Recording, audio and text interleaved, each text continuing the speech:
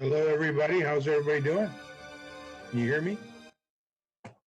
Okay. I see Courtney's name, but not her picture. And I don't see Kathy. Okay, well, all right. Then I'll call the meeting to order and we'll start out with the Pledge of Allegiance. And it'd probably be less irritating to people if just a couple of us said it rather than everybody out loud. The rest be mute. I pledge allegiance to the flag of the United States of America and to the republic for which it stands, one nation, under God, indivisible, liberty and justice for all. And then we need the roll call. Okay, roll call. Supervisor Stika. I'm here. Clerk Dreyfus is present. Treasurer DeShane. Present. Trustee Jackson. Present. Trustee Opsimer. Present. Trustee Sunland. Trustee Sunland. Trustee Sunland is absent. Trustee Wazinski. Yeah, I'm here. Is that Trustee Sunland? Yes. Okay, He's here Trustee Sunland present. Trustee Wazinski. Present. All present. Thank you, sir. We'll now have some presentations, and the first one, I think, involves our police chief, if I'm not mistaken. Supervisor, board members, I'm here virtually tonight with a new police officer hired, Jordan Kuhn. Travis wasn't able to make it this evening, but Jordan is here with me. Jordan comes from Midland. He's a graduate from the Northwood University with a bachelor's degree. He actually worked briefly for Yo and Yo for a couple of years as an accountant. So, the township's accounting firm. He was an Army reservist and graduated the Delta Academy. He was their #1 academic recruit graduating out of that academy. And after graduation, came to work with us here. So without further ado, I'd like to introduce Jordan Kuhn to the township. Everyone, it's nice to meet you. Nice meeting you. And thank you so much for the opportunity to serve you all. I look forward to meeting each and every one of you out in the community. So I hope to do that soon. Very good. Everyone want to welcome Mr. Officer, I should say, Kuhn. Congratulations, Kuhn. Welcome aboard, sir. Thank you all. Normally, we'd have you come up and shake your hand, but we can't quite do that these days. But we appreciate Right. seeing your face and meeting. Yep. Chief, you said you have another one?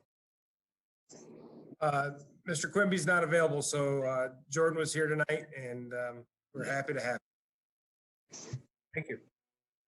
I believe that our manager has an important introduction to make as well. Thank you, Mr. Supervisor. We, as you know, our esteemed Human Resources Director, Joyce Marks, who's been with us for, I think it'll be 6 years full-time next month, is retiring here mid-August. And so approximately 8 weeks ago, we started a process of looking for our next HR director and went through a pretty thorough process.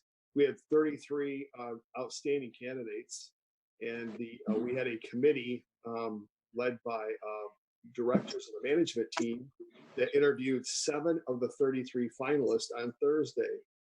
And then we brought back 2 of the top choices back yesterday to interview with 2 different panels, and each candidate went through 2 different interviews involving 11 different departments. And those committee members ranged from many different levels in our organization. So it was not a top-down process. And at the end of the day, we had 2 really, really champion candidates, one from Wyoming and one from Meridian Township. And when I say Wyoming, I'm not talking about a suburb of Grand Rapids. At the end of the day, we all gathered together after the interviews, and it was a strong recommendation on the committee's part to name Abigail Titoff as our next human resource director. Abigail, or she goes by Abby, has spent the last 30 years. She's a Meridian Township resident, first and foremost, and a proud one. And she spent the last 30 years with the Michigan Supreme Court, and also as a graduate of Heritage High School.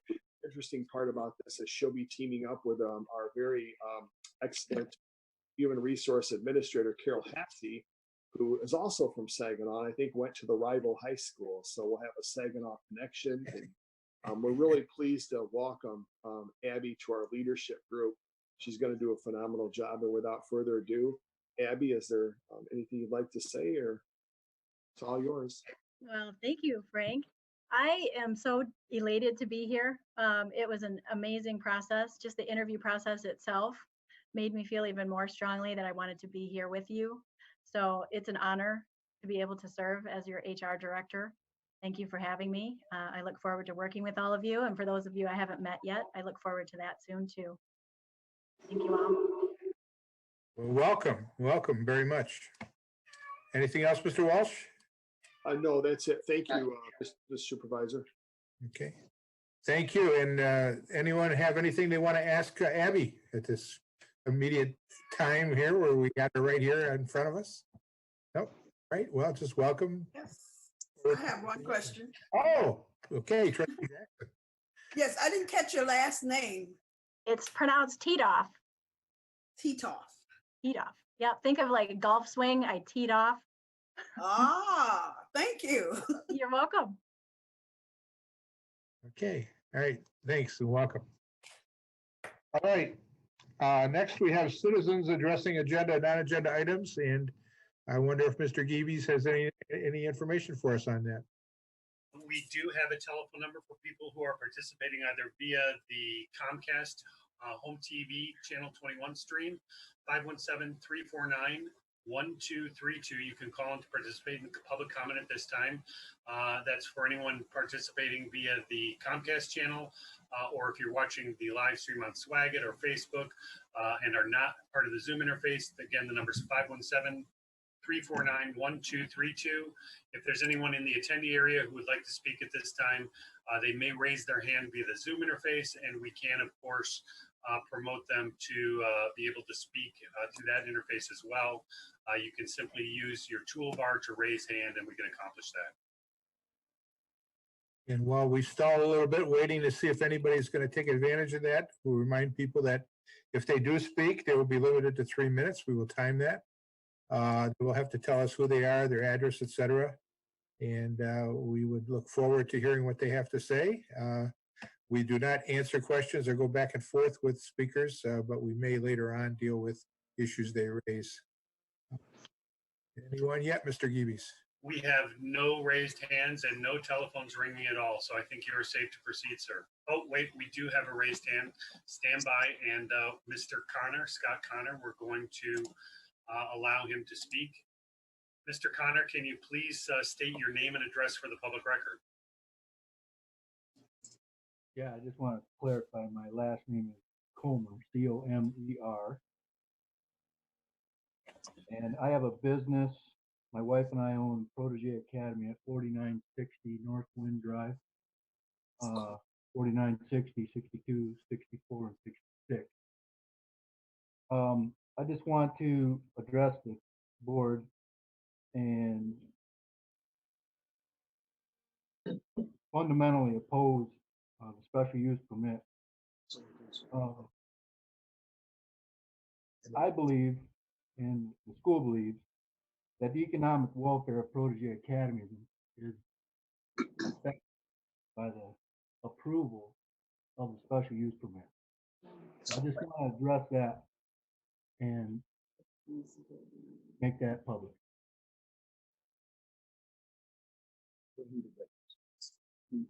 Shorten the format so most citizens are opposed or favor some of this. That's all we have. Mr. Comer, I for one am having a lot of trouble understanding or hearing you. I don't know whether you can get closer to whatever microphone you're using or whatever.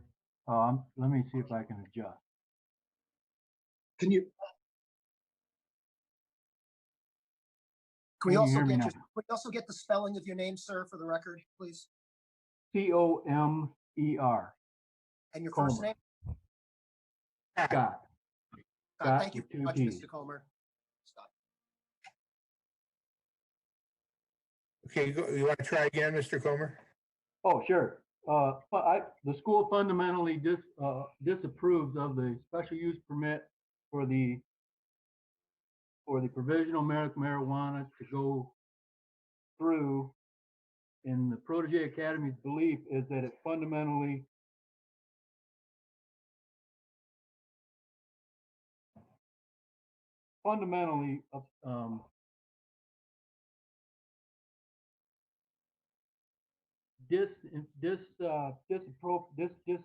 it's not good for the economic welfare of Protege Academy.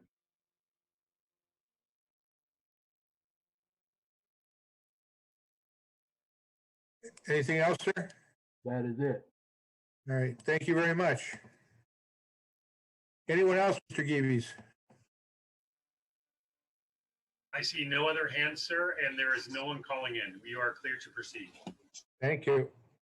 All right, we will now go on to the township manager's report. Thank you, Mr. Supervisor. I'm sure many of you remember the Silver Leaf development proposal next to the on Bennett Road, next to the Champion Woods neighborhood. That has occurred over the last year and a half, 18 months. That PUD, the site plan and all of that has been submitted. And one of the commitments, if we rewind the tape and we go back a year and a half. While we were downstairs, so why don't we do that? And I'm just going to send you home unless you want. Mr. Geeves, we're hearing you. Okay, go ahead, sir. Yeah, if you go back, we said that we would have a neighborhood meeting a year and a half once we got the site plan in. And so that meeting is, the invitations will be going out Thursday to a Zoom meeting. They'll be going out by email. And that meeting will be Thursday night, July 30th at 6 o'clock. And we'll be going over, we've looked it all over. It appears to us that every commitment that was made by the developer is included in the plan. But we'll be taking some time with the neighborhood to go over that. If you haven't been by the marketplace on the green, it's really just phenomenal. It's really coming together. If you didn't notice today, the copper roof went on top of the little stage area to match the middle of the roof. The blue and copper come together.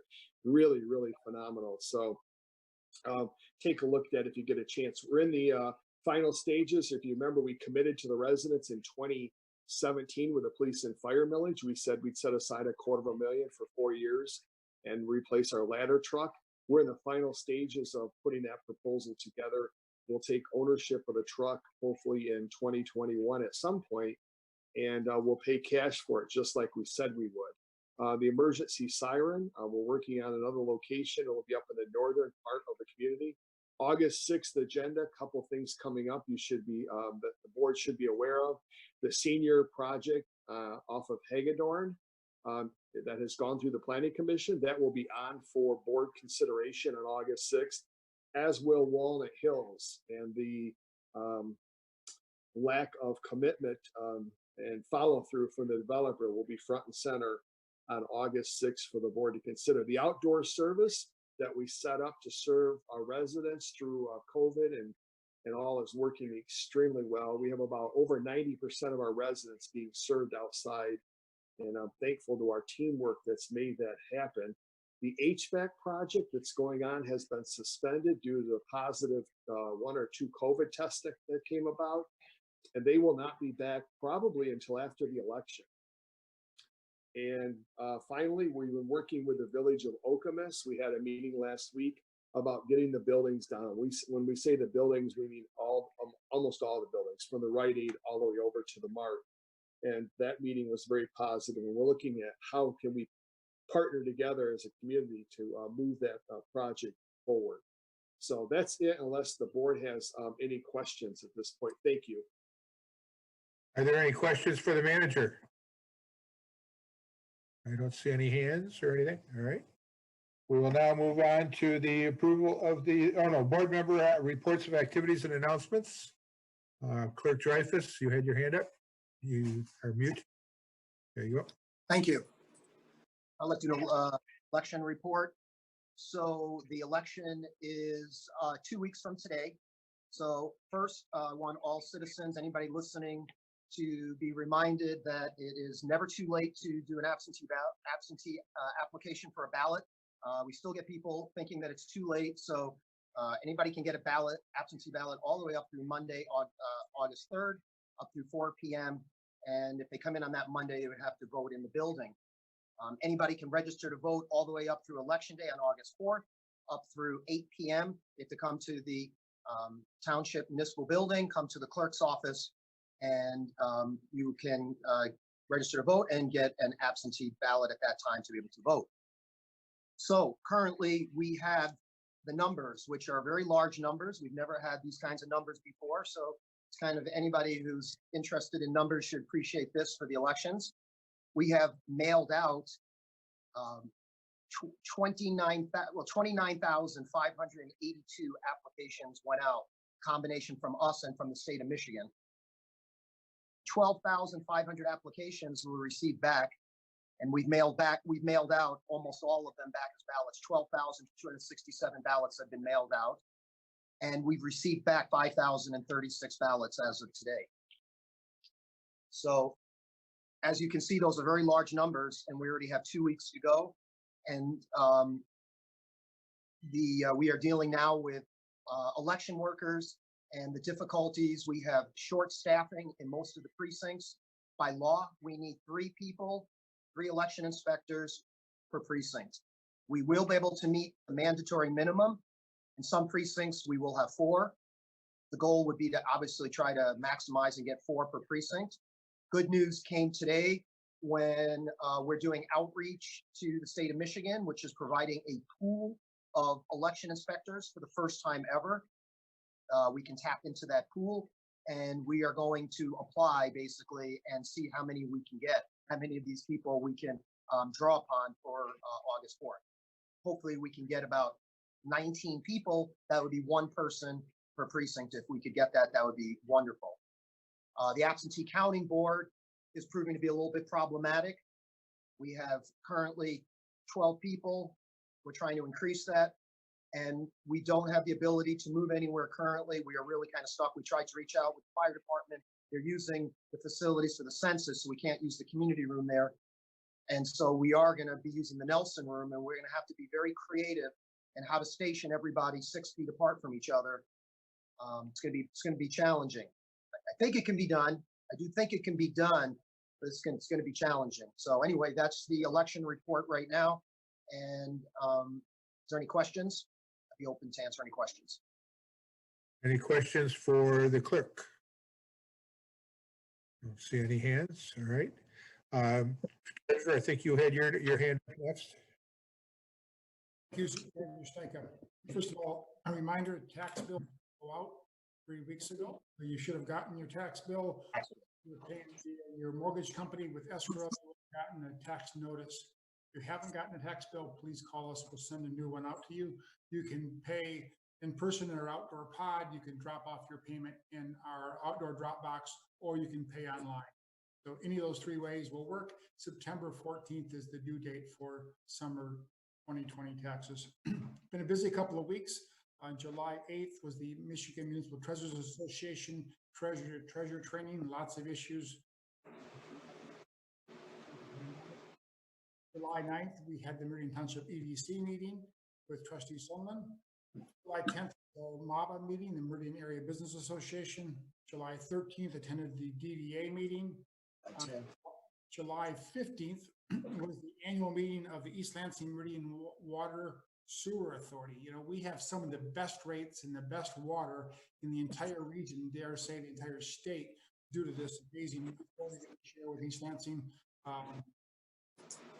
Deputy Manager Perry is the current chair of that authority, and they continue to do great work. One of the most encouraging things of that meeting was to hear the preventative work that they're out there doing. Any wells at all, there's approximately 40 wells under the 2 communities. They're on top of it. They're doing preventive maintenance. Our water supply is in very good shape, and we've got a great team that's looking over it for us. July 16th was the Brownfield Redevelopment Authority. And today I heard a really comprehensive overview of Ingham County's response to the COVID-19 pandemic. Other members of the board and staff were also there. It was presented by Linda Vale, who is the Health Department Director. She is a academic researcher by training. It was a really impressive presentation she made. I mean, her approach is science-based, which is much needed in light of our federal response. And hearing Ms. Vale speak for an hour, I felt very protected by our county health department and the steps they've taken and the handle they have on this here in Ingham County. There's no accident that our rates are lower than other parts of the state.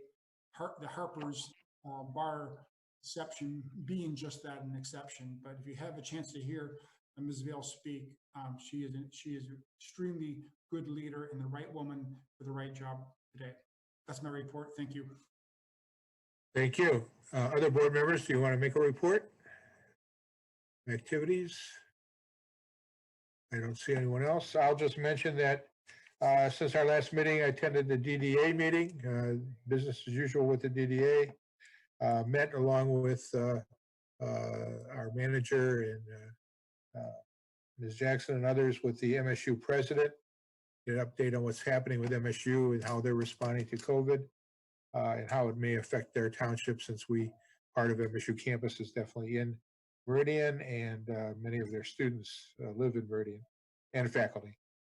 Also attended that Village of Okemos meeting that the manager mentioned, where the developer seems to be moving. We're hoping, crossing our fingers, so that the buildings will be coming down this year. And as he said, it's not just the one block, but most of the 2 blocks. So that would be very, very good. Anyone else? Last chance. Okay, then we will move on to the approval of the agenda. Need a motion. I move to approve. Ms. Jackson. You're muted, Ms. Jackson. I move approval of the agenda. Okay, support? Who was the support? Support. Oh, Dan Upsmer, all right. Any changes, to any motions to change it or anything? Okay, then all those in favor of adopting the agenda, say aye. Aye. Any opposed? I don't see any opposed, Mr. Clerk. I think we're 7-0 on that one. Okay, now move on to the consent agenda. And we have 4 different items. We have the communications, the July 7th virtual meeting. We have our bills, and then we have the Groundwater Management Board's second alternate individual. Is there a motion to adopt the consent agenda? Mr. DeShane. I move to approve the consent agenda as presented. Okay, is there a second? Support. Okay. Is there any discussion or need to move anything off of there? All right, then we need a roll call on this, please. Treasurer DeShane, Yes. Trustee Jackson, Yes. Trustee Opsmer, Yes. Trustee Sundlin, Yes. Supervisor Stika, Yes. Trustee Wazinski, Yes. and Clerk Dreyfus votes yes. Yes, it's 7-0. Motion passes 7-0. All right, we have no attorney here. No questions for the attorney at this meeting. No hearings scheduled today. And so we'll move on to our action items. And we have 3 on the agenda. The first one is the Environmental Commission appointment. Someone like to make a motion?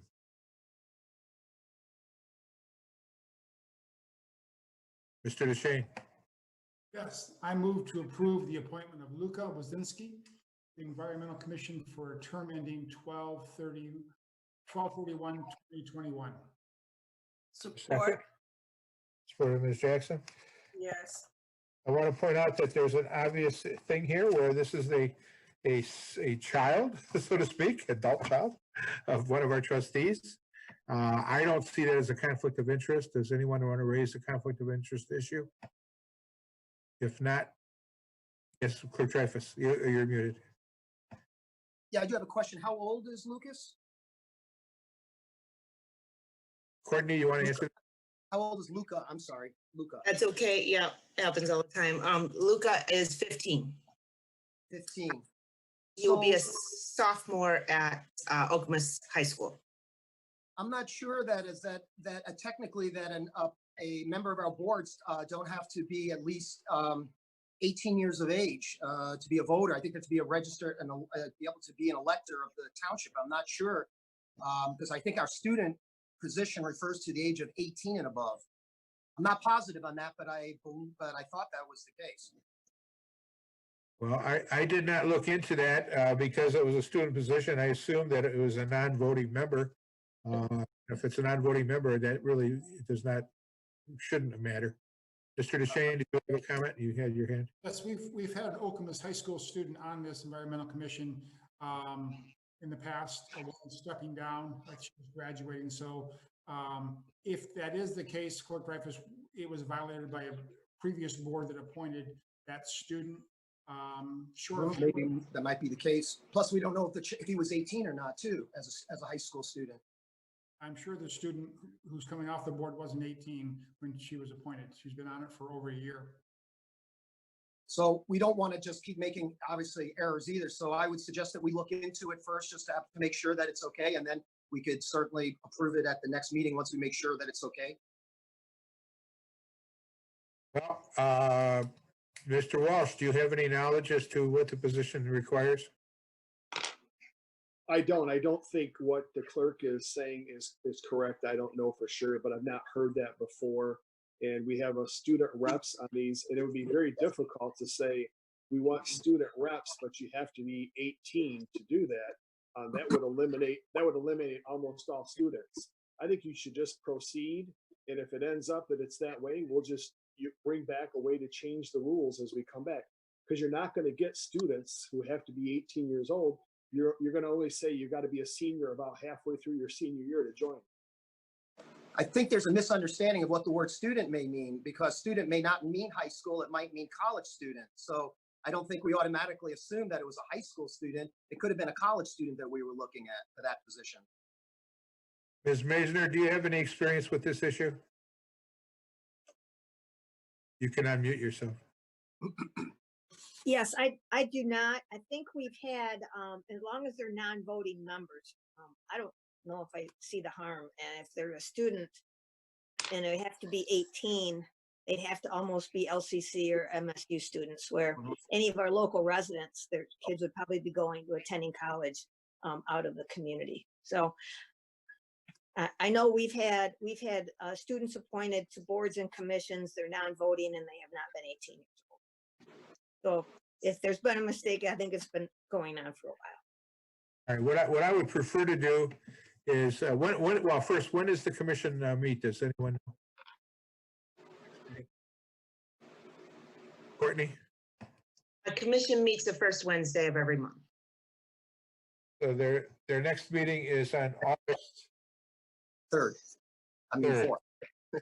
August 5th. 5th, okay. So the day before our next meeting, but, okay, I understand. All right. Since the issue has been raised, I think we should just wait and see. I don't think there's any harm. Would it be a problem for Luca? No problem. Okay. Mr. Opsimer. I just pulled up the Environmental Commission's Oh, good. rules and procedures. And I've only just pulled it up, so I haven't even read this, but I'll just read the rule. It's Rule 3.1. Composition and appointment. The commission shall consist of 7 members appointed by the Township Board.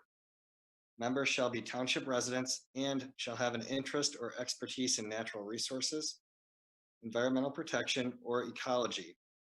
In addition, 2 student members shall be appointed. These 2 members shall be voting members. So they are voting members. Okay. Well, since they're voting members, let's put it off till the next meeting. And Thank you. we'll compliment Luca on applying and hopefully getting on very soon. All right, thank you. Let's go to B then, which is notification of Meridian Township Firefighters Association, or ratification, I mean, of the Firefighter Association labor agreement. Manager Walsh or Ms. Marks to speak on this. Yeah, thank you. I would just suggest that in the future,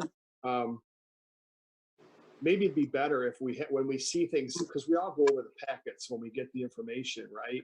And we've had the packets for 4 or 5 days, and it'd be nice if those issues could have been raised beforehand, and we could have had an answer for you this evening instead of just throwing it out at the board meeting. As far as the firefighters contract, what's included in this is what we've talked about for several months now. There's a 5-year contract that's recommended for the firefighters, and it would involve a 5% increase for lieutenants and above for the first year and 2% for the next 4 years. For below lieutenants, it would be 2% across the board for 5 years. And the reason being is that with the last contract, the group in the middle received a larger raise. These increases, if approved, bring them right in line with the police department leadership. If you compare a battalion chief with the assistant chief, if you compare a sergeant in the police department to a lieutenant or a captain in the fire department, the salaries, if this contract is approved, would be very, very similar.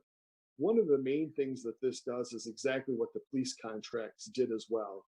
It gets a hold of its retiree health care. It's no longer, let's just say we're going to give retiree health care and then not fund it over a long period of time. And then you have a gigantic legacy cost, which is how most communities find themselves in Michigan today, with this high legacy cost by promises made. What this does is provide 7% of the base salary per year for the new firefighters to put aside for retiree health care. It's a very generous proposal that will allow retirees to probably pay more, receive more of a benefit on health care than what the current employees do. And then also reduces right now the multipliers for the fire members of the fire bargaining unit for people who were hired longer than 4 years ago is a 2.5 multiplier. This also includes a multiplier of 1.75, which is more in line with where we should be and where communities in Michigan probably should get to. But it also is a hybrid. It contains a defined contribution match of 10% from the township. We've done the analysis. We've had the analysis completed on what this contract and the 2 police contracts mean. If you take a look at what's been done over the last 3 years with legacy cost, we are where now most every Michigan community needs to get to. In that, we've done the analysis of what this contract, by the way, it's a very, I won't say lucrative, but it's a very strong proposal for all 73 members of the fire and police department. But what it does is it lowers, if you do the analysis of the cost benefit of this, it lowers the township's cost by $38 million over the 25-year term of the contract. So people who are hired now and retire in 25 years. It's where a lot of communities that are facing multi-million dollars into the 6 figures of deficits for legacy costs, this is the direction that really communities need to look at going to. So to recap, it's 5 2s for lieutenant and above, straight 2% for 5 years for below lieutenant, retiree health care, 7% of your base salary into a retiree health care, and a multiplier of 1.75 for the defined benefit, and a 10% defined contribution from the township. That's there are other smaller things that came up, but that's the finances behind this 5-year proposal that's in front of you tonight. And I think if you take a look back, it matches what we talked about trying to get to a year ago with the board. Thank you. Thank you. Any board member want to make a motion here? Mr. Opsimer. I move to approve the 2020 through 2024 collective bargaining agreement as tentatively agreed to and further ratified by the Meridian Township Firefighters Association. It was supported by Trustee Jackson. Okay. All righty. Any discussion, Mr. Opsimer? So, and Manager Walsh, to maybe put this in clearer terms, this contract mirrors the police contract, the police patrol contract very closely, does it not? Yes, sir, it does for new hires, and it's almost identical to new hires for police. Yeah. So, and for instance, that the 1.75 multiplier, that was, that took effect, the contract preceding this. I didn't hear you state that, but you may have, for the 2017 through 2019 contract, correct? Right. As a matter of fact, you raise a good point, Mr. Trustee. The individuals who were hired within the last 3 or 4 years that are under the 175, they've made a request to see if they could change to the instead of getting retiree health care, they've asked to go to the 7%. They've seen what the benefit of that is. And it's a benefit to us too, because we don't make commitments that we can't keep in the next 2 decades. So yeah, it is a 175, which matches what was approved in the last contract for fire, new employees only. Yeah. And so this is strengthening their retirement by giving them that 10% DC plan, defined contribution on top of that. I was pleased when the negotiations took that turn, and I'm glad to see parity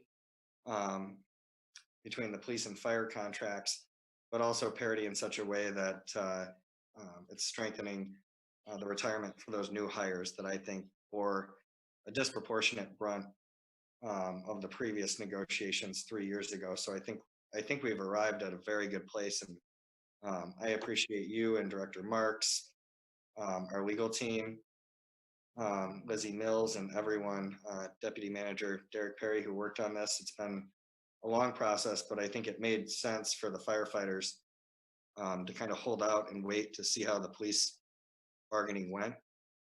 That was certainly their right to kind of wait and see and leverage that. And I think overall we've gotten to a very good place between management and employee.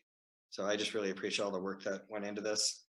And I'm very happy to see this contract before us. And I think it's a big improvement over where we were 3 years ago. Thank you. Treasurer DeShane. I too like the parity for this, that it's comparable with what we're offering the police and the fire. You know, when you think about where we were 3.5 years ago when this board first took office, achieving this kind of an agreement was something I don't think any of us could have imagined. We all remember we inherited a huge MERS budget, pension liability deficit. It took a vote of the voters of the Meridian Township, 1.4 mil, if you will. I don't want to call it a bailout, but it took that additional tax millage that our voters approved by a healthy majority for us to address this issue. One of the things the managers brought up again and again is that we don't want to in any way slip off this path of paying down these obligations. And by moving employee healthcare, retiree healthcare from our liability to the employee's liability is brilliant. And that is in the best interest of the employers, because 7% a year is a significant contribution.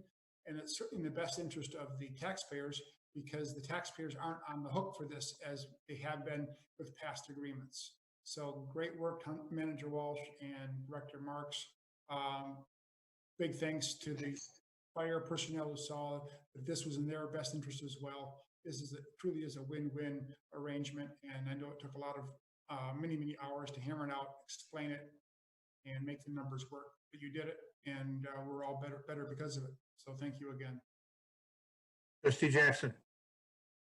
Yes, Mr. Walsh, I believe this is the first time the contracts are 5-year contracts as opposed to 3. Correct. That I'm aware of. There could have been 5, decades ago there could have been 5, but yes, previously the 3 that I'm familiar with were 3 years. You're correct. Can you talk about the advantages of that? The advantages, I'm sorry, did I cut you off? No, go ahead. Okay. The advantage, one of the big advantages is for budgeting, so that we know where we're at. And also on the other side of the table, if you're the bargaining unit, you like a long-term deal, because then you know how you can plan for retirement and those sort of things if you're in a position towards the end of the contract. One of the big things, the advantage is that you can spend a lot of money negotiating. You can easily spend $30, $50, $60,000 or more going through an arbitration. And keep in mind that we budgeted $100,000 this year for 3 arbitrations, if you remember, 2 with police and 1 with fire, because we knew where we had to get. But through the work of Director Marks and Chief Hamill and others, we were able to, and certainly Lizzie Mills, our counsel, we were able to reach these agreements with no arbitrations. And so therefore we didn't have to spend all of that dollars that we had budgeted. So one of the main reasons, Trustee Jackson, is the financial side of it, not having to keep coming back to the table. Thank you. Any other board members, questions or comments or discussions items? I would like to reiterate, I mean, I was involved over the course of 22 years with a lot of different school district negotiations with the bargaining units, including the teachers and the custodians and everyone else. And, you know, a long-term contract like this is almost unheard of, and it's definitely a benefit to all sides. And I want to congratulate Ms. Marks. She's with obviously the manager playing a big role, giving us a gift as she leaves, and indirectly a gift to Mr. Tioff at the same time. And I also want to thank very strongly our firefighters for agreeing to this. I realize that there are good benefits and things within this contract which will help them in the long run. But by going to this agreement, and especially with the long term of it, it's good for everybody. It's good for them, and it's good for all the citizens of Meridian. Mr. Dreyfus. Thank you. I appreciate the work that went in and the results that we see. I have a question for Fire Chief Hamill. Just from your own perspective and from your own interactions with firefighters, you have obviously your finger on the pulse of, so to some extent, of, you know, what your team feels about things. What's the feelings among your own team about this? I think overall majority of them like the contract. There's a few that didn't, but you get that with all organizations. You know, one of the nice things about a 5-year contract, it gives ability to plan in the future. Pretty much all the officers will be retired by the end of this contract. So, you know, for leadership and the teams below me, you know, it gives us an opportunity to build for the next 5 years before we go to another negotiation and work through that. So overall, I think they're happy with it. They voted for it, so that's a good thing. Thank you. Anyone else? All right, then it's time to take a roll call vote. Trustee Opsimer, Yes. Trustee Sunland, Yes. Trustee Wazinski, Yes. Treasurer DeShane, Yes. Supervisor Stika, Yes. Clerk Dreyfus votes yes. Treasurer DeShane. Yes again. I'm sorry. I meant Trustee Jackson. Yes. Motion passes unanimously 7-0. Thank you very much, and glad to see that we're able to move along here. And what a gift, Abigail. You're not going to have to worry about this for quite some time. Although there'll be a lot of disputes under the contract, I'm sure. All right, we now come to item 12C, Namoka Drain Roadwork Intergovernmental Agreement. Motion on this. Mr. DeShane. I move to approve and execute the Namoka Drain Roadwork Improvement Intergovernmental Agreement between Charter Township Meridian and the Ingham County Drain Commissioner as presented. Is there a second? I'll second it. Ms. Jackson, all right. Yes. Mr. DeShane, comment? Yes, I actually had some interaction with Deputy Drain Commissioner Paul Pratt on this. In doing this, actually, they did their due diligence, even though these aren't our bonds that they're floating for this, their bond authority wanted to have some information from us. Director Madison got involved with it. Director Perry has been the most involved in this agreement. He's talked about it in the past, but I'll have him talk about it again in terms of the Namoka drain and how it's going to, in particular, impact the road work up there. Mr. Perry, you want to get into this and tell us all about it? Sure. Good evening, everyone. As we discussed, I think it was in June, when we actually had to do a financial disclosure certificate on behalf of the county drain commissioner. Essentially, the roads up there, Shaw, Edson, Potter, they're in advanced state of disrepair. We've been holding off on resurfacing those roads for several years in anticipation of the county drain project up there, the Namoka drain.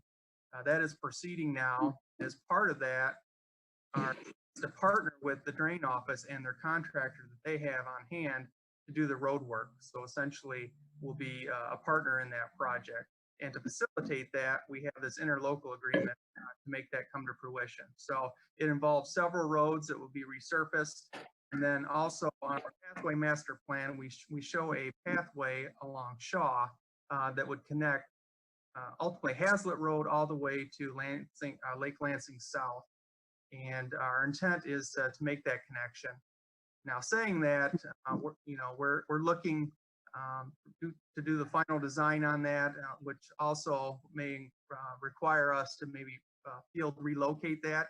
Right of ways up there are pretty narrow on the east side. We've noticed that the road kind of shifted to the east, so we may have to do the west side. But again, the intent is the same. We want to get that pathway in there while all that construction's underway. And again, to facilitate that, this is what that agreement would do. Anyone have any comments or arguments one way or the other on this? Ms. Jackson? I would just add that to thank Mr. Perry for his explanation and to point out the usage of asset management to coordinate these several and many infrastructure projects to minimize the discomfort and the disruption in the neighborhood as these projects are executed. Anyone else? Yes, Trustee Opsomer. I would also just like to thank Deputy Manager Perry for all the work that went into this and, almost a decade worth of planning. This, I think, preceded you by a little bit, but I'm happy to see that this is finally coming to fruition. When do we believe that we will break ground? I think residents are anxiously awaiting this due to the mold and other issues that have been caused in their basements. Do we anticipate any of this work getting underway this year? Absolutely. They've started to do some preliminary work actually recently. So I would expect significant drain work done in the coming months. Excellent. This year, absolutely. And I was trying to pull up Google Earth and I didn't get it. Do we have a pathway on the west side of Shaw? We don't, and that's kind of, if you look, well, I guess if you have Google Maps pulled up there, between Hazlitt Road and Lake Drive, there is an existing sidewalk on the east side. And that's probably what drove the decision on the pathway master plan to try to locate a path on the east side of Shaw from Lake Drive all the way up to Lake Lansing. Fortunately, it is so tight up there that we may have to, again, relocate that maybe on the west side. But I think what's important is we get that connection, a safe connection from downtown Hazlitt all the way to the park. Excellent. Thank you. Anyone else? I don't see anyone. Okay, then we need to vote.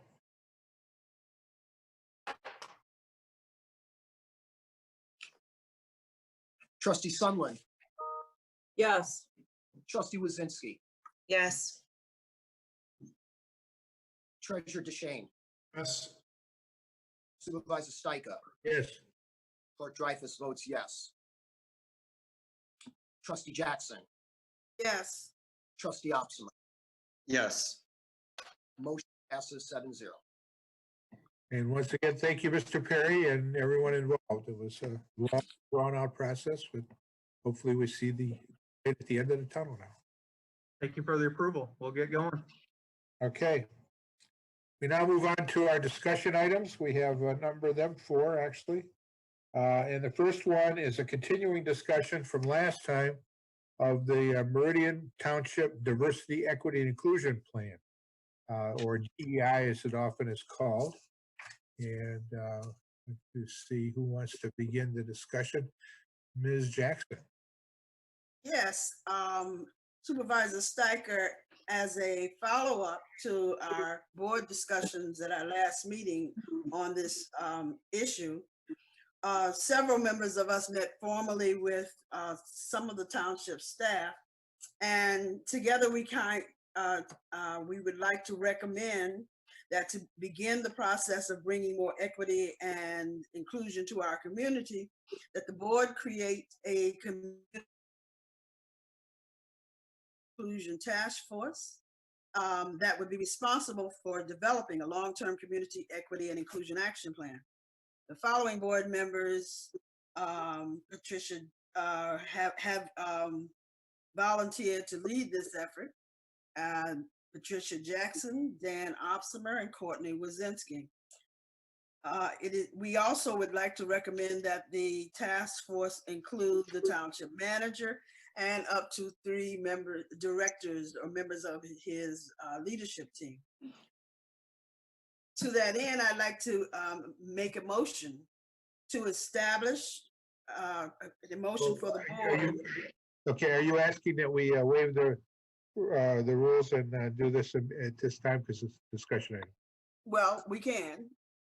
Are you moving that to waive the rules? Yes, I'd like to move that we waive the rules. I don't know the specific rule tonight, but and consider a motion to establish the task force and to appoint board members to it. Ms. Wazinski, are you seconding? I'll second. Any discussion with regard to this? I do, if that's okay. Yeah. So thank you, Trustee Jackson. Just to add to everything Trustee Jackson said, with all of the situation in our country right now, as well as some of the concerns we've had over the past couple weeks in Meridian Township, I think it's really, really important that we start to include and begin this conversation and begin to develop the plan for equity and inclusion. So I 100% support that we do suspend the rules in this case. I think this needs full attention. I think it needs quick attention. This is going to be a long-term plan, but these conversations can't wait weeks and weeks and weeks. We need to think about how are we going to develop this plan, and this task force is just the start. It's just the start of these dialogues over time. So I think it's really important that we really consider moving forward relatively quickly in this situation. The situations we've been in within the past few weeks. As I understand, trying to summarize before I get to other people, as I understand, because I wasn't actually at the last meeting, but I did try to watch what I could and read the minutes, et cetera. There was a lengthy discussion about this subject matter. It is a very important one. It's not something that's easily decided by an entire board through discussions. And then a ad hoc committee, so to speak, put themselves together, I guess, and or else Mr. Opser would put it together, I guess. Him and Ms. Jackson and you, Ms. Wazinski, and you got together with some staff and talked it through. And as a result of that, this is the motion that you're recommending we adopt now, rather than continue discussions that just may go on and on and on here at the board level, so that we can move more focused in the future. Mr. Dreyfus. Well, there are many, many, many hot topic issues we've had that have had the same types of things. It's not a good procedure, because we have something that's important at any given moment, to suspend the rules willy-nilly because it's a hot topic for us at the moment. As Trustee Wazinski pointed out several times in the last meeting, this issue is a big, deep, long-standing issue that's going to take years to resolve. Her own words, years and years. And that's well known. That's going to take a long time. This is not a short fix.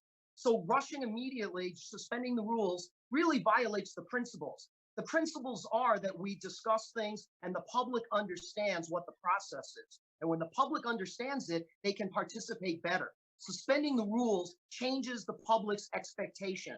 There's no deadline. There's no pressure except ourselves saying that we have to change the rules tonight. It's a much wiser move to simply bring it up for action next week. The odds are it'll pass unanimously 7-0. It's not going to go on 2 weeks after 2 weeks after 2 weeks after 2 weeks. That's not going to happen.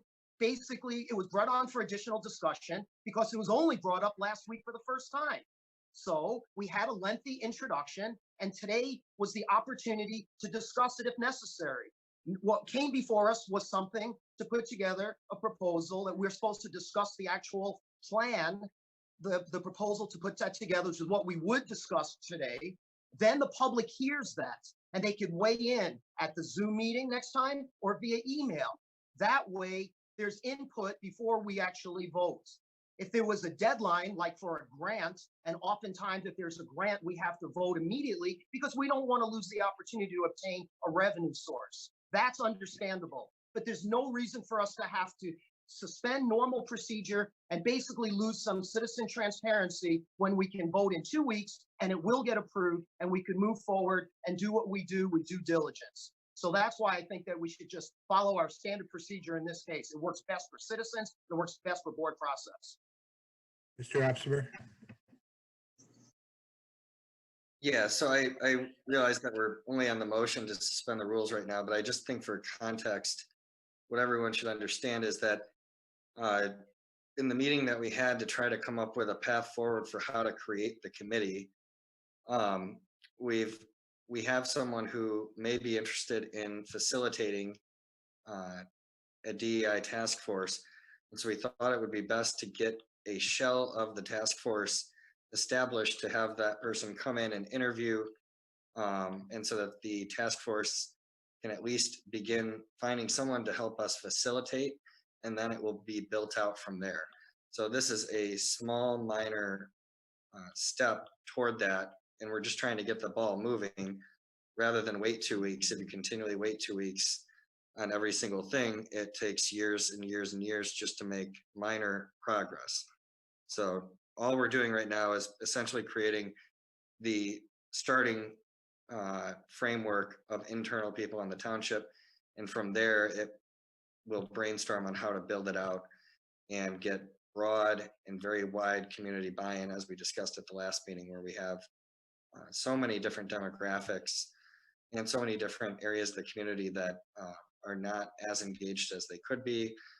And so, finding someone to come in and help the original members facilitate a plan forward based on actual experience with DEI planning is the process that's being proposed. All right, let's take a vote on suspending the rules so we get to this motion or not. Mr. Dreyfus? Mr. Dreyfus? Trustee Wazinski, Yes. Treasurer DeShane, Yes. Supervisor Stika, Yes. Clerk Dreyfus votes no. Trustee Jackson, Yes. Trustee Opsimer, Yes. Trustee Sunland. Yes. Motion to suspend the rules passes 6-1. Okay, so now we have in front of us a motion to establish a community equity and inclusion task force and to appoint trustees Jackson, Wazinski, and Opsimer to serve on that task force, which would also include the manager and some staff members. Is there discussion on this motion? Ms. Wazinski? I just want to clarify that, the task force established by these 3 board members, including the staff, the transparency is to identify people representing the community. Task force. This task force isn't to be run by, I'm sorry, I can't hear over Clerk Dreyfus. Oh, I'm sorry, I thought it was muted. So the task force isn't. Clerk Dreyfus may have had a concern that somebody did actually make the motion. But I believe originally Ms. Jackson was making that motion and was seconded at the same time as the motion to suspend. But let's redo that quickly. Ms. Jackson, did you want to remake that motion? Yes, I move to establish a Community Equity and Inclusion Task Force and to appoint board trustees Patricia Jackson, Courtney Wazinski, and Dan Opsimer to serve on the task force, period. And that was seconded by Ms. Wazinski, is that right? Say yes. Okay. Yes. All right, back to your discussion, Ms. Wazinski. Thank you. I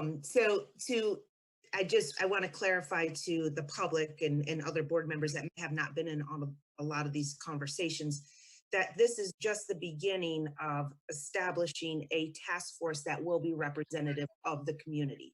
And to have those experts or individuals that are familiar with this help guide us along on how do we do that and how do we ensure that we're including and representing all of the different populations in Meridian Township and how we're making everything equitable for them. So yes, this is a very long-term project. It will take time, but this particular task force is the beginning of that dialogue. And ultimately, the board would make whatever decision is going to be made in terms of adopting whatever plan would come about. Okay, Chris, yes, Mr. DeShane. I support this motion. I think it's notable that the past 4 years have included diversity in one or more of our annual goals. And we are tripling, if you will, we're adding to that equity and to that inclusion. And that means that we've got 2 or 3 times more work to do along these lines to be successful. It doesn't mean we haven't done anything yet. It just means we can do more, particularly in light of an action of one of our employees very recently that was in the headlines, the action that the manager had to take to remedy that. This is extremely important work for this board to do and for the community to be engaged in. So those reasons, I will support this. Anyone else? Discussion on the motion itself? All right, then we need a vote.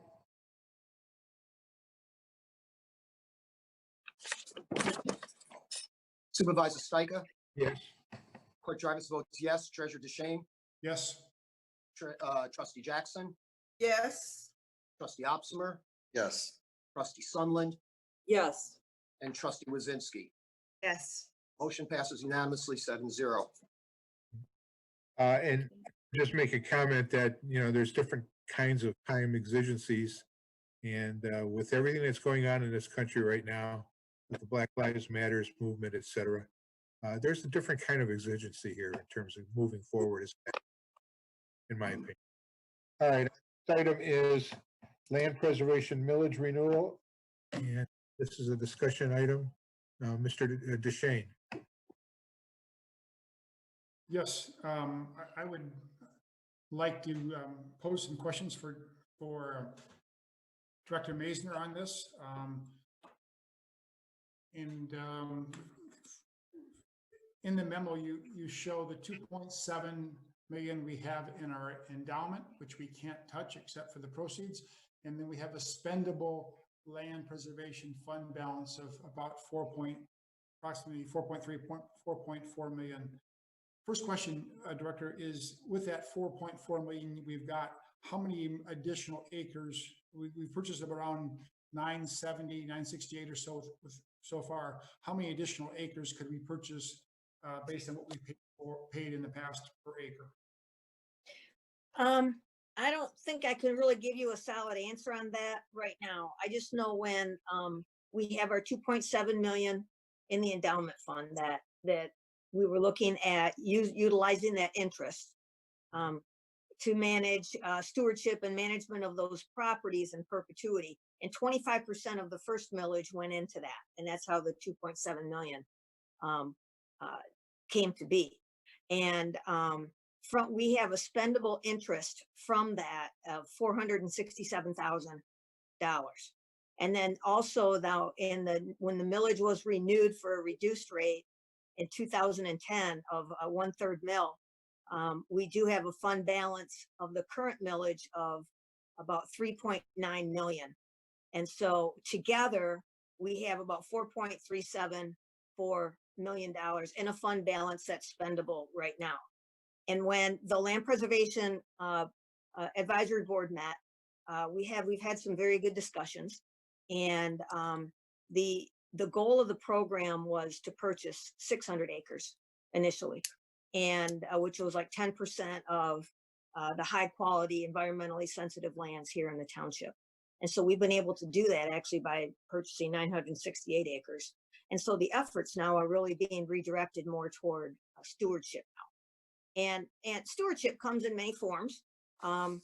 We are looking at, obviously the invasive species removal, but we've done a lot of tree planting, reforestation projects, controlled burns. We work a lot with school groups, and following their science curriculum, we offer place-based learning opportunities for our local students. And so engaging the public in these stewardship activities, and a lot of these and contractually with some of the larger projects. We just wanted, the Land Preservation Board was interested in a 1/10 mil renewal, so a renewal at a reduced rate, but to still be able to be sure that we can maintain these properties in perpetuity. As far as the acquisition piece, I can't give you a solid answer on that. I would have prepared for that earlier if you'd given me the heads up on that, but we just want to make sure as we're planning to the future, we want to make sure that we know we have these lands that improve the water quality, the air quality, and the livability of our community. We just want to make sure we can manage those well into the future. Well, this is just our discussion meeting, so maybe we'll Right. in 2 weeks. Okay. We could have that discussion. And we know that stewardship is important. And I think I meant to preface that I strongly support the land preservation program. I think it's a fantastic program. Obviously, our residents do. They've approved it twice.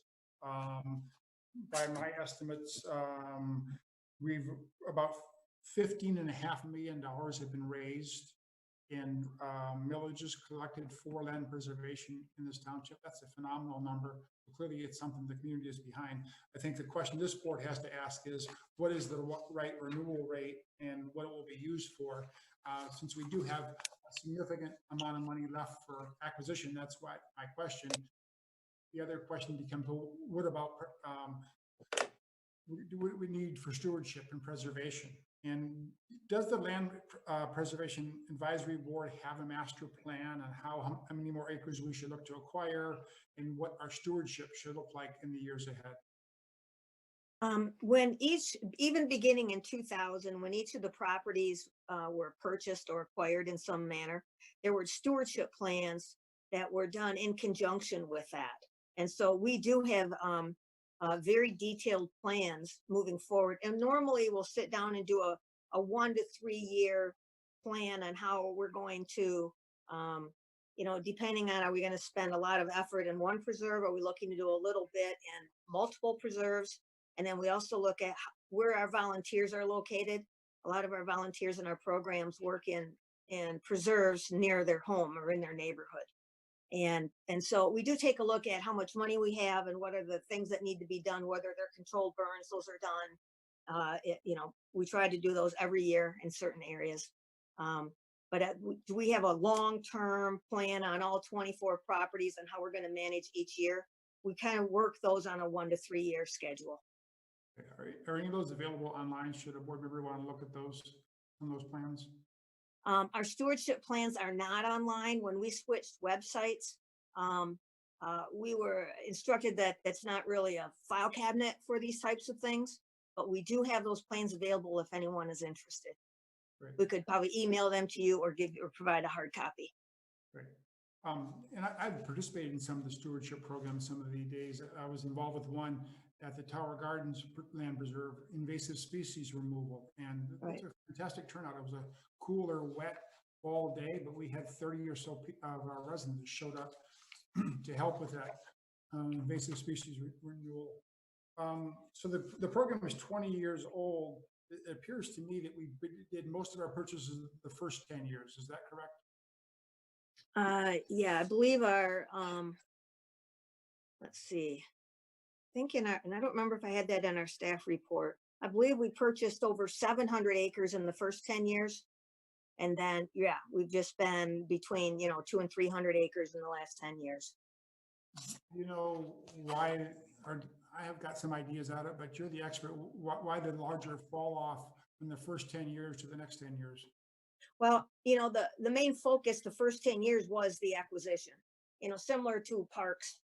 In the beginning, it was on acquiring the lands, and then how do we work on developing those lands? And that's kind of where we've been the last few years here with parks. But with land preservation, that was the focus. That was the effort, was toward the acquisition piece. And then once those lands were acquired, then time had to be spent with managing and maintaining. And then as properties became available, because we've had residents who can submit an application for consideration. And so we don't necessarily go out and look and contact landowners individually. We wait for them to contact us. And the original goal was 600 acres, is that correct? So we're at the 968, we're almost 60% above the goal that this program set out for in 2000. True. Those are the questions I have. Thank you for your answers. Okay, the order I saw the hands was Courtney, Dan, and Brett. Thank you. Thank you, Director Maisner, for that. I also want to commend the land preservation efforts in Meridian Township. 1,000 acres plus another 1,000 acres of parks is one of the reasons that we chose to live there as a family. So I think that you guys have done a fantastic job of raising money and been able to acquire land. And 1,000 acres is a lot of acreage. So I'm, I really think looking more into how do we plan for that stewardship of the existing land and ensure that we're keeping, I think, Director, you said, the most quality and most at-risk pieces of our green space. So I would like to see a little bit more information, or maybe we all look together on a little bit more work for a plan going forward with the existing properties that we have. That stewardship is really important. I know we only have one staffer, correct? That's outside of the director, who's fantastic, but that actually works on that stewardship. Is that correct? Correct. Yeah. So there's a lot of work to be done there. And then one more question, comment. So we have almost a fund balance of $4 million. Did I hear you say? How many more acres could we purchase or acquire if needed, just with that existing fund balance? That's the same question that Treasurer Deshane had asked. I'm not sure what our per acre cost on average was, but I can look into that and have that available at the next meeting. And that would have to be on average, because some of our properties were donated properties as well. So it's tough to look at how much we've spent versus how many acres we've purchased. So I own some property here in Meridian Township, and $4 million seems like a lot to me. So I'm thinking that we still have some reserves to, if an opportunity for, some land that needed some protection, or, needed us to make sure that we're, improving our environment, we would have that ability. Correct. That's all I have. Then Dan, then Brett. Thank you. Yeah, and so the land preservation program is actually the first of its kind in the state. Meridian Township, the board in the late 90s was the first to put forth, and then the voters were the first to pass a millage solely dedicated to acquisition and preservation. So it's very unique in that sense. Just a couple of numbers that we discussed at the Land Preservation Advisory Board meeting. So obviously this millage started at 0.75 mils. And then when it was renewed in 2010, it was renewed at 0.33 mils, the same as our pathway millage. So throughout the course, I'm just going through my notes and see if I can find the number. During the 20 years, what stuck out to the Land Preservation Advisory Board was that we've collected about 15.6 million in property tax revenue. And that's just the township revenue that goes into the program. It does not count donations, of land. It does not count natural resource trust fund grants, which I believe nearly every acquisition has had a trust fund grant. There, we're highly competitive on those because of the millage. But the fund balance, the 4.4 million nearly in balance, is 28% of that total revenue. So I thought that was something that stood out during the Land Preservation Advisory Board's discussion of this millage and how to proceed to, maintaining the program. And then the other thing that I thought stood out, and real quick, I had spoken to State Rep Julie Brixey, who served on the Land Preservation Advisory Board for many years. And what she saw when she served was in 2008, when we had the Great Recession, we kind of had a boom of land that people was acquirable. I mean, obviously we're dealing with private parties here. So as Director Maisner said, people have to come forward and express interest. If we go to them, we're really at a huge disadvantage. And so when the housing market took a once in a century hit, we really acquired a lot of land in that 2000 to 2010, the initial millage, toward the latter end of it. And then in the most recent decade, we've really seen the amount of land becoming available for acquisition drop off pretty precipitously. We've only acquired 178.2 acres in the last 10 years relative to 790 in those first 4 years. So, and then the other thing, going through my notes, I did have a note because we did discuss it. So looking at acreage on acquisition, in terms of what the townships invested, we've invested 10.7 million and we've acquired 968 acres. So it comes out to a little bit over 11,000 an acre, mostly due to the generosity of most of the people who we've worked with on the acquisitions. So if you extrapolate that out, the fund balance, just using fund balance over the next 10 years, we could acquire in excess of 300, maybe even 400 more acres if it were utilized for that purpose. So just in fund balance, we have enough to acquire more than double what we did in the last decade. So just looking at the fiscal solvency of the land preservation program, and then on top of it, you have the endowment, and that's what helps to fund the student or the stewardship coordinator position on an ongoing basis, as well as whatever the millage rate would be going forward to cover those other costs year to year in stewardship. So those are just some thoughts and numbers that were discussed at the Land Preservation Advisory Board meeting that I thought were relevant for our discussion tonight. Thank you. Travis. So I take a different perspective on this. The board, Meridian Township Board, represents the citizens of Meridian Township, not just our own personal feelings on things. We're really representing the collective views of our constituents. And our constituents in Meridian Township have spoken very strongly and very loudly on this issue over the last 20 years. There's no confusion or doubt whatsoever. It is the most popular, one of the most popular voted program we have when it comes to millages that were voted on. And whatever we came up with, the voters would approve. So I was on this from the very beginning. Back in 2000, I was on the Planning Commission before this was placed on the ballot. And we had an opportunity to be able to review this as well as discuss this as a community.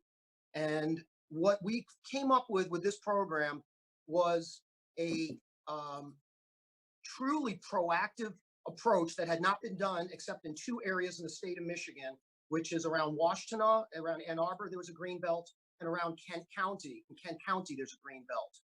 And they also used public dollars and some innovative partnerships, I believe in conjunction maybe with the Lake Nature Conservancy and some other private public partnerships to acquire land and create a connected quilt work of protected lands that even more ideal than what we have is actually creating a green belt. The green belt concept comes from Europe in post-World War II, because Europe was a step ahead of us in terms of overbuilding and high density and destroying green space in the process. So they started developing green belts in the 1960s and 70s and 80s as an attempt to deal with the complete loss of farmland and green space in a lot of dense European areas. And some cities in the United States tried emulating that. We here in Meridian got him on board in the late 1999, and in 2000 were able to come up with this proposal and put it on for 0.75 mils. Along the way, there were people that wanted to keep building this up, and there have been people that were concerned primarily about the loss of about tax dollars to the township. So oddly enough, the only opponents to this typically have been sort of conservative business mindset that says, wow, any land that goes into this is not going to be giving tax dollars to our community. It's that kind of short-sighted thinking that often leads, again, a community without a treasured assets like we have here with our particular program. So this program is totally unique. And in my opinion, it's actually under-promoted. We could actually probably go national and get national attention for this program if we really pushed it further. I don't take the approach that we should be minimizing the millage. In fact, I was disappointed to see it only at 0.1 mils. I'd prefer to see something higher that would have been a compromise between where it was at 0.33 and somewhere lower than that, possibly 0.2, 0.25. Why? Number one, voters would support it. Almost guaranteed voters would support it. So unless we're just trying to figure out tax strategies for what our favorite programs are and what we think voters will not want to give more tax money later to something else, we know the land preservation is super popular. So really, the idea that of 0.1 is so minimal. And when we look at these two numbers, we shouldn't be dropping our jaws thinking there's a big stash of money somewhere and somehow that's good enough. That's not good enough. That money was designed and planned as part of the millage. So this is actually part of the plans. I heard several trustees asking for plans. There are plans established all the way through. There's nothing lacking out there. There isn't something that is falling into disrepair and we don't know what we're doing. It is well managed, absolutely well managed. You can look at any of the land preserves. I've gone to a few this last pre-COVID time. I'm always impressed with the way the land preserves are maintained and how we're looking at the future with those programs. The endowments, and we keep the questions are being asked repeatedly about how much land we can buy. That's kind of an irrelevant question. And also the fact that we exceeded the goal. That's also irrelevant. The goal was a shot in the dark initially. Like anything, it's a shot in the dark. It isn't an absolute. We always talk about incremental change and incremental improvement. 600 acres was a start. It wasn't the be all and the end all. As we get better at something, we can improve it. And we also went along the way and said, hey, we can go from 600. That's just where we thought that was where the ecologically sensitive land is. We discovered, along with our community partners, that there was 300 acres more ecologically sensitive land in the township, lo and behold. And the reality is we don't need to budget how much money it is because we may find a gem that we don't know about. We can't canvass every single property in the township that's privately owned. We can find a property owner that comes to us, has been said several times, and they can offer us something that's unique. And it may cost $30,000 an acre and it's only 5 acres, but it's pristine and amazing. Or it could be 30 acres at $8,000 an acre. It all varies. It's so unique from situation to situation that it's completely a irrelevant and useless question to ask about how many projected acres we can get. As Trustee Opsimer shot in the dark, he said, here's an average. That average is all over the map based on some low purchase prices and high purchase prices. So like he said, we came up with a number. We could protect a couple hundred more acres based on the average. But that's irrelevant. Maybe there's no more good land for a while, so we don't acquire any more in the next couple of years. Or maybe several properties come up in the next 6 months. That's part of it we don't know.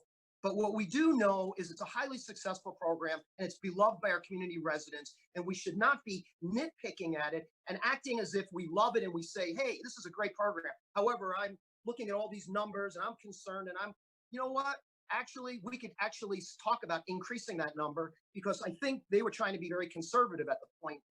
Because I think actually 0.2 would actually enhance this program and really allow us to do some not only expansion and maintenance, but perhaps hire additional staff as needed, though it may not be needed. We don't know if it's absolutely needed. And I personally don't see a compelling reason because we haven't had any staff information that said that it was necessary to increase staffing on it. So the bottom line is I would love a healthy, productive discussion on this, but actually putting some sort of defensive spin that there's not enough things going on and that we've already hit our saturation point doesn't really jibe with the community perception that this is a powerful program. It really represents what we would call a prime community. It's absolutely the definition that what makes us a prime community. So I am thrilled that we can have an opportunity to continue this program, and hopefully, maybe even as this discussion goes on, we might consider increasing the funding slightly.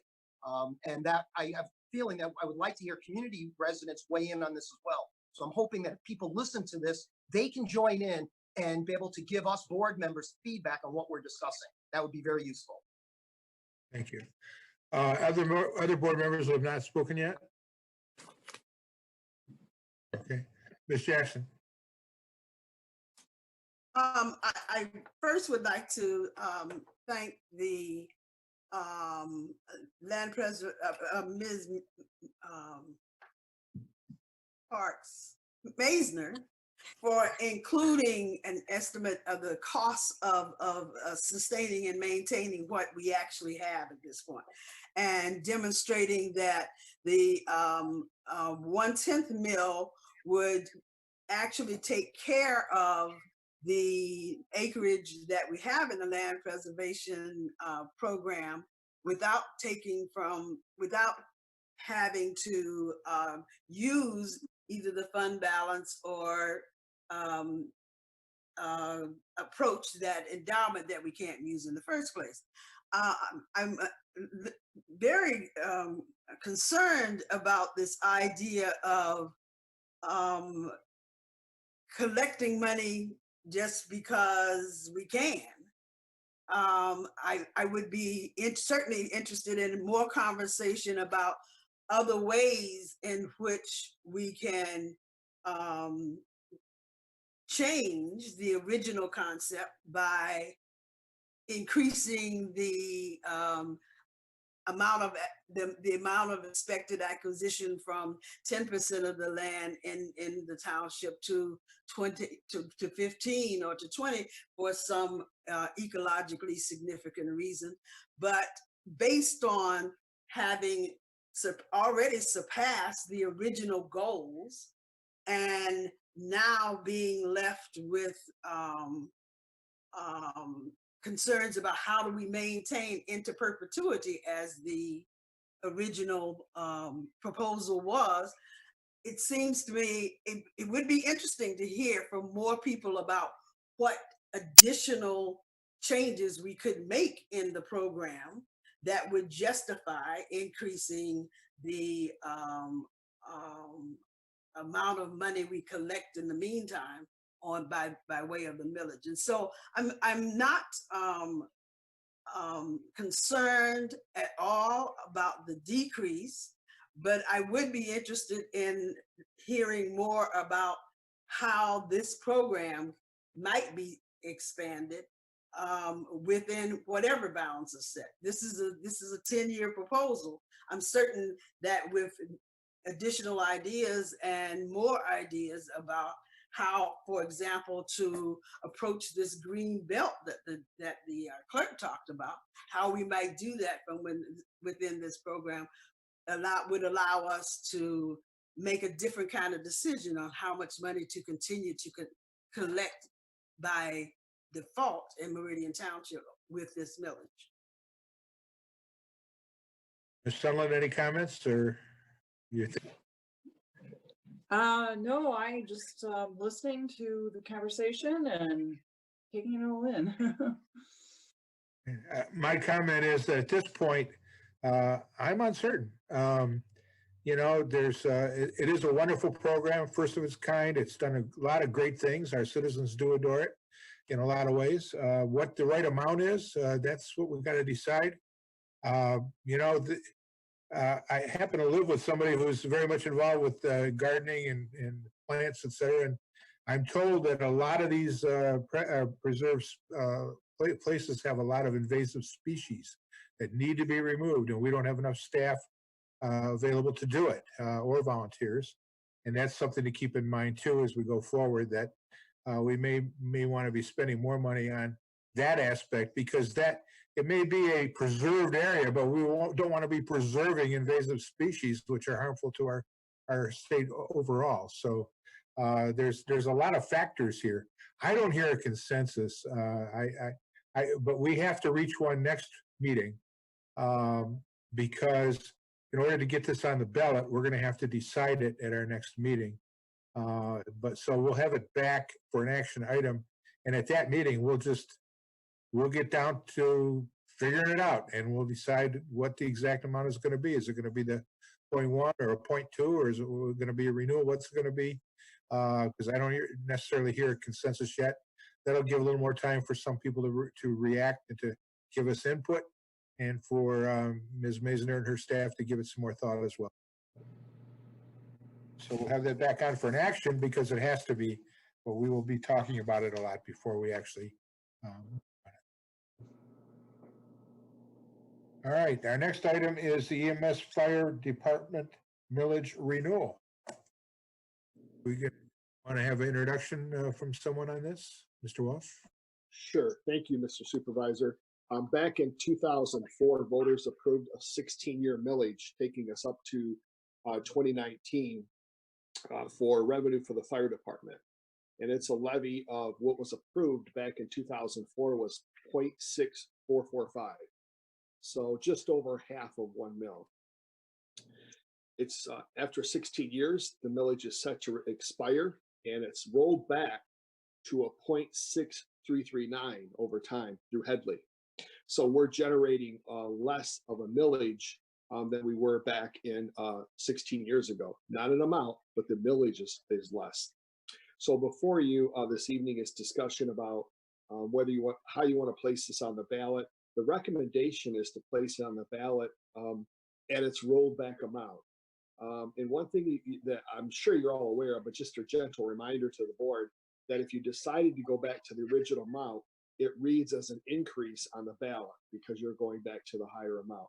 So it's a 0.6339 for 16 years to 2035. And if approved, it would generate just under $1.2 million per year. Thank you. Okay. Who wants to start the discussion? Yes, our treasurer, please.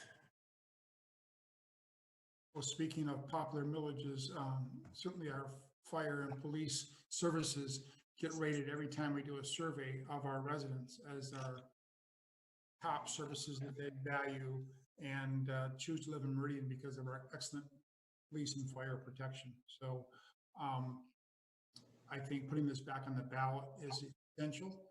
We actually, as I understand it, have less of a dedicated millage to police and fire than most communities do. We take an awful lot out of our general fund to fund our police and fire, as we should. These are essential services. This is an example of where past boards have created a fire, and then as your later discussion will be on police, dedicated millage. And these are essential services. They are high quality services. They aren't free. And we want to hire the best police and fire personnel that are available. We want to have the highest quality equipment. We want to save as many lives and protect as many citizens as we can. This is no area to cut corners. This is no area to try and roll back taxes at a time when during COVID-19, our residents are so dependent on essential police and fire services right now. So I'm going to fully support this, as I will the police millage. These are essential services. And as I say, I don't have the exact numbers now, but in the past, we've done some analysis on this. The Meridian Township actually assesses a smaller police-specific and fire-specific mill on our voters than most communities do. So renewing this one makes perfect sense. I would mention that a few years ago, when we went to the public for the millage in order to deal with our pension liabilities, we also included in that package some millage to add a couple of police and a couple of fire, so that obviously the public likes the numbers we're at. And if to the extent we don't renew this, it means a diminution of those services. I'm not sure our public would like that. Further discussion. Mr. Opsimer. Manager Walsh, you don't foresee any issues with leaving the rollback there?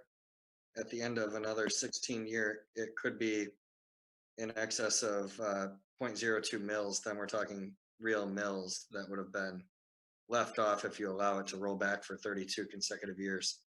Just making sure that you're comfortable with the financial implications given the long-term longevity of this millage. All of our other millages are 10 years, so this is unique.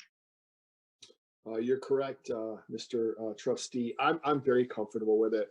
The revenue that we generate now is different than the revenue we generated when it started, and I'm comfortable with the renewal at the lower amount, long term. Okay. If you're comfortable with it, I'm comfortable with it. Obviously, this is one that we can't adjust just because we're dealing with escalating payroll and healthcare costs and all of the things that go into HR practices. So this is one that, if anything, are 2.5% to 3.5% increase year to year in tax revenue doesn't always keep pace with our costs. So this will have to go out to renewal.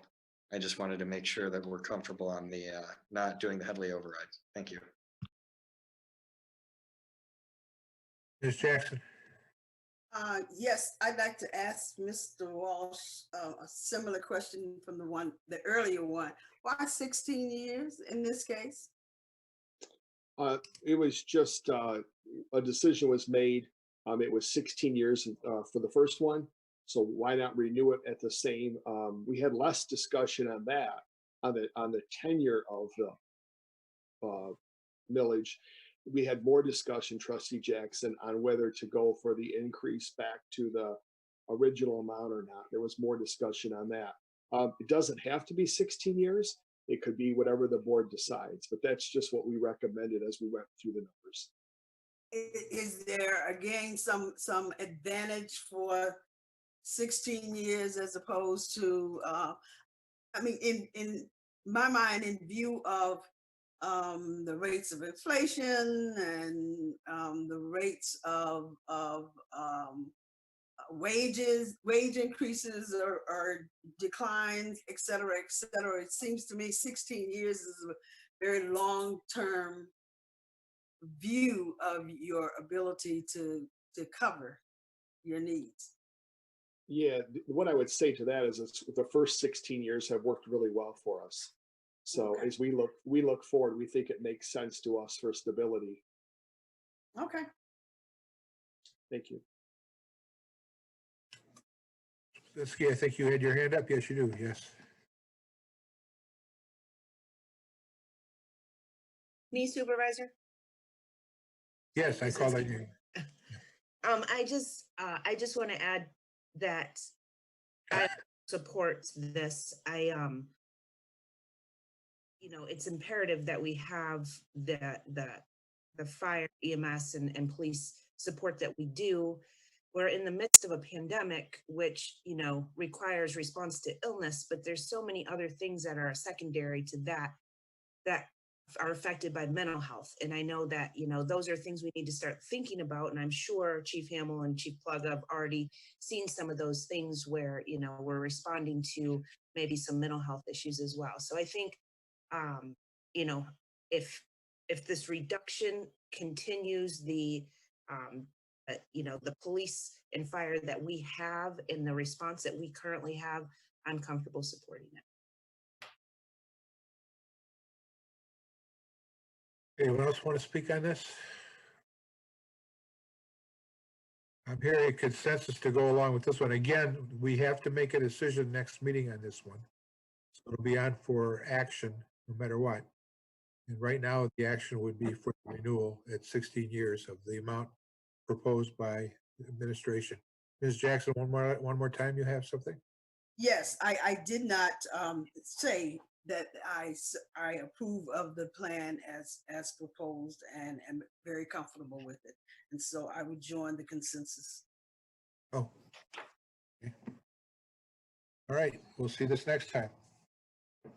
one is very similar. It's the police department millage renewal at a very similar amount.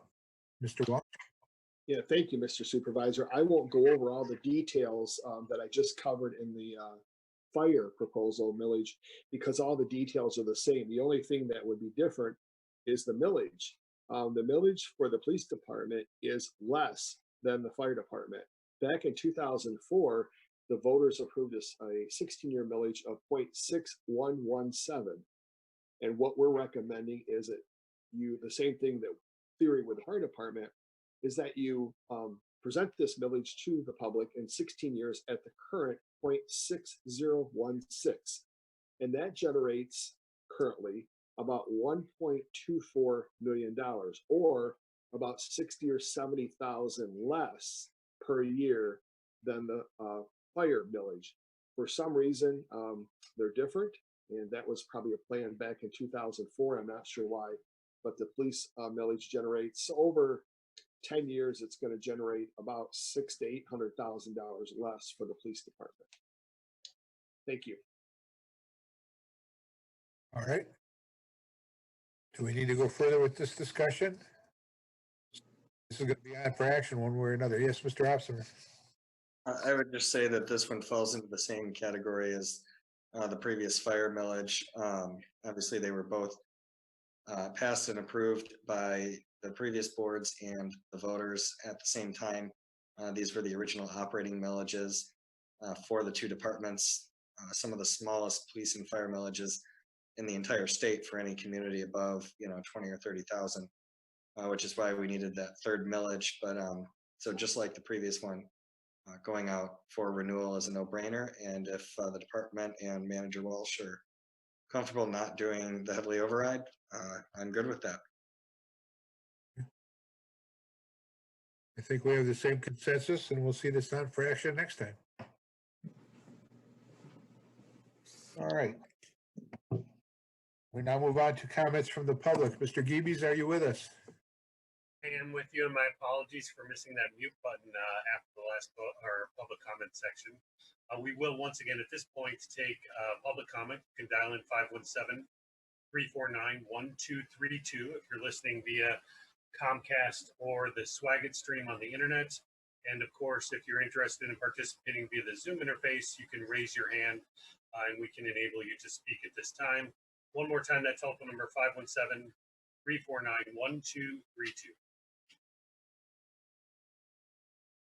Again, if you do call in or do raise your hand, whatever, you'll get 3 minutes. You'll have to introduce yourself, give your address, and you'll have 3 minutes to give your point of view. We would hope that would relate to things today, but it can relate to any subject at this point.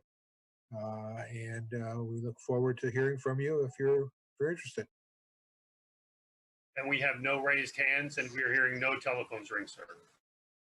All right.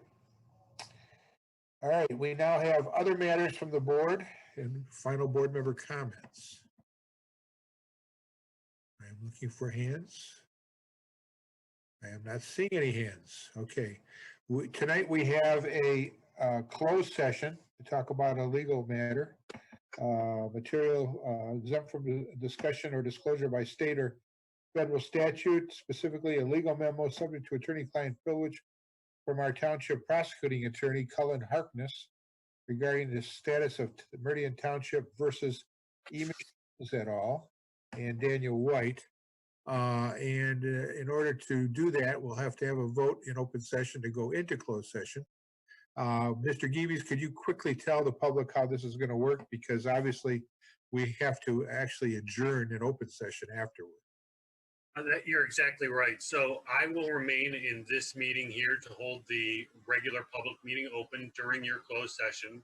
The board members will all leave and join the other meeting for closed session. And the two sessions will be completely separate. When you guys are finished in that closed session, you will come back here to conclude your business, including adjournment of the public meeting. Did you send, do we have the credentials to get into the other meeting? I don't remember seeing those. You should have credentials. I will resend them right now. Okay.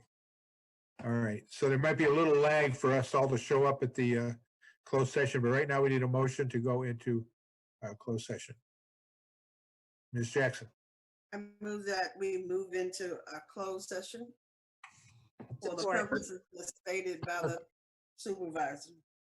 Pursuant to the Open Meetings Act, in order to discuss a legal case that's pending, is that correct? That's correct. Okay, is there a second? Second. Second by Wazinski. All right. Mr. Dreyfus, did you get that? Is that, are we okay there? You're muted, Brett. Brett, you're muted.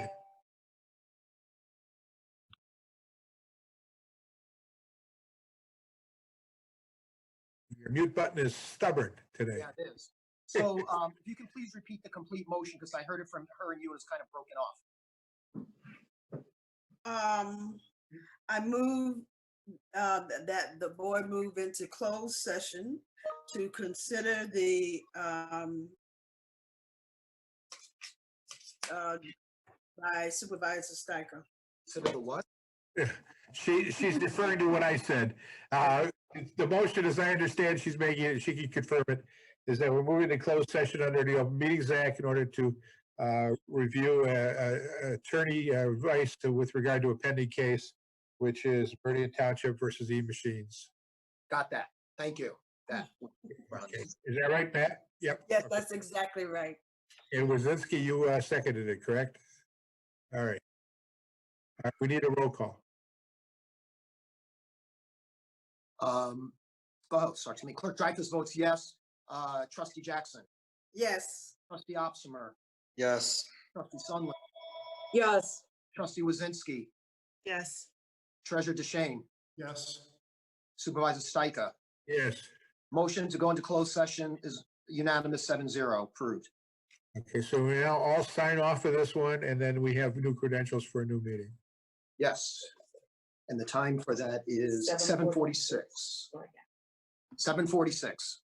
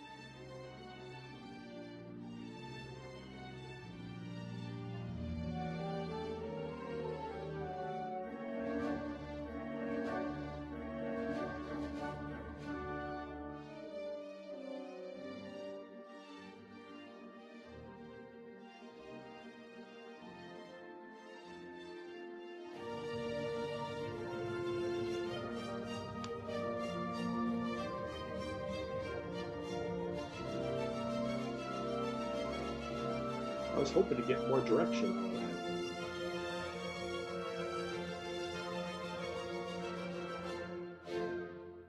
You're not muted, Frank. Just an FYI. Yeah, I know. I was talking to you and Ken. Whatever memo was referenced, I didn't see it. I didn't either. I didn't either. That didn't come, we didn't see that and didn't get that either. Yeah, I'll have to check with Michelle. You know, Michelle is working from home now half a day, so it's a challenge. Yep. Okay, we have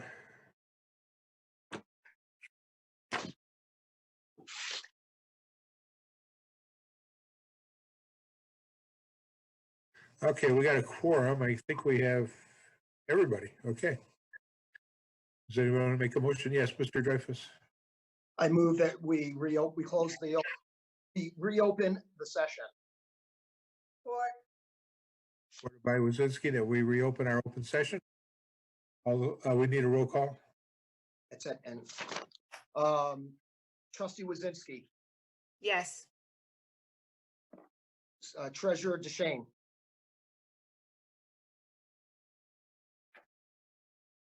Maybe he didn't make it back. okay, supervisor Stika, Yes. clerk Dreyfus votes yes, trustee Jackson, Yes. trustee Opsimer, Yes, Phil DeShane's in now. DeShane is there now. DeShane, you about to go in open session? Hello? Yes, I vote to go into open session. and trustee Sunland. Yes. Motion passes 7-0. We will go return to open session at 8:09. We have left on our agenda as an adjournment, I move to adjourn. Support. moved by Opsimer, supported by a number of people. Who? Sunland. Okay. Okay. All those in favor of adjourning, I think we just say aye. Aye. Any opposed? No, nobody said anything opposed. We're adjourned. Thank you, everybody. Thank you. Good evening. Thank you. See you. Good See you. night. Bye.